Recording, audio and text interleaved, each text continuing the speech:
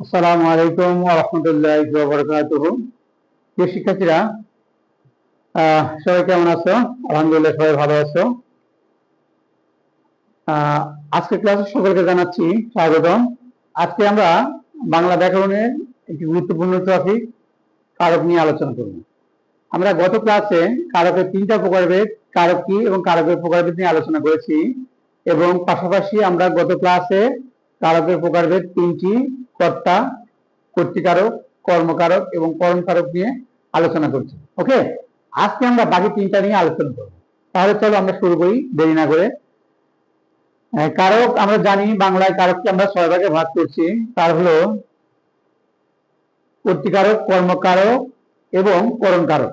পাশাপাশি আজকে আমরা শিখবো হলো সম্প্রদান কারক। তাহলে সম্প্রদান কারক কাকে বলবো? আমরা সম্প্রদান বলতে যেটা বুঝবো সেটা হচ্ছে কাউকে কোনো কিছু দান করে দেওয়া, সম্প্রদান করা, দিয়ে দেওয়া। হ্যাঁ, যেখানে কোনো স্বার্থ থাকবে না, নিঃস্বার্থ ভাবে যখন কাউকে কোনো কিছু দেওয়া হবে তখন তাকে আমরা বলবো কি সম্প্রদান করা। তুমি সৎপাত্রে কন্যা দান করো, ভিক্ষুককে ভিক্ষা দাও, অন্নহীনকে অন্ন দাও। তাহলে সম্প্রদান কারক আমরা কাকে বলবো? যাকে কোনো কিছু দিয়ে দেওয়া হবে বিনা স্বার্থে, যেখানে কোনো স্বার্থ থাকবে না। ওকে, বুঝতে পারছো? যেখানে কোনো স্বার্থ থাকবে না, বিনা স্বার্থে কাউকে যখন কোনো কিছু দিয়ে দেওয়া হবে তখন তাকে আমরা বলবো কি সম্প্রদান কারক। যদি আমরা এক্সাম্পল দেই তাহলে ভিক্ষুককে ভিক্ষা দাও, অন্নহীনকে অন্ন দাও, হ্যাঁ, তাহলে আমি গরিবকে কাপড় দিলাম, তার ইত্যাদি অনেক ব্যাখ্যা, অনেক উদাহরণ আসতে পারে। ওকে, সম্প্রদান। তাহলে সম্প্রদান ক্লিয়ার? হ্যাঁ, ওকে। সম্প্রদানের পরে দেখা আছে অপাদান। সম্প্রদানের পরে 5 নম্বরে আছে কি কারক? অপাদান কারক। অপাদান কারক কাকে বলবো আমরা?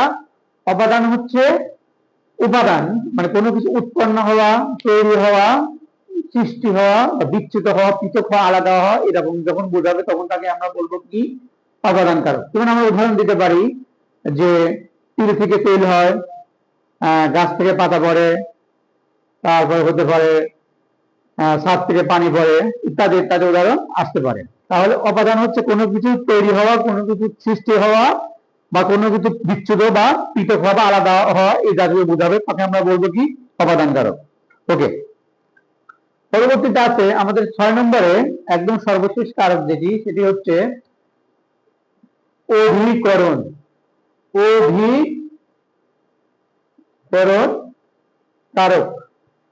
অধিকরণ কারক। অধিকরণ কারক হচ্ছে আমরা বুঝবো যেখানে কোন স্থান বা কাল নির্ণয় করা থাকবে, যেখানে কোনো একটা নির্দিষ্ট জায়গা বা একটা কাল বা একটা স্থান থাকবে, তাকে আমরা বলবো কি অধিকরণ কারক। যেমন আমরা এক্সাম্পল বলতে পারি, অর্থাৎ এটাকে কাল বা সময় নির্দেশ করবে, কাল বা সময় নির্দেশ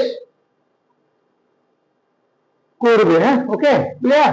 হ্যাঁ, কাল বা সময় নির্দেশ করবে। যেন আমরা বলতে পারি উদাহরণে যে বনে ভাগ থাকে, বনে ভাগ থাকে, আমি সকালে বেড়াতে যাব, আমি সকালে বেড়াতে যাব।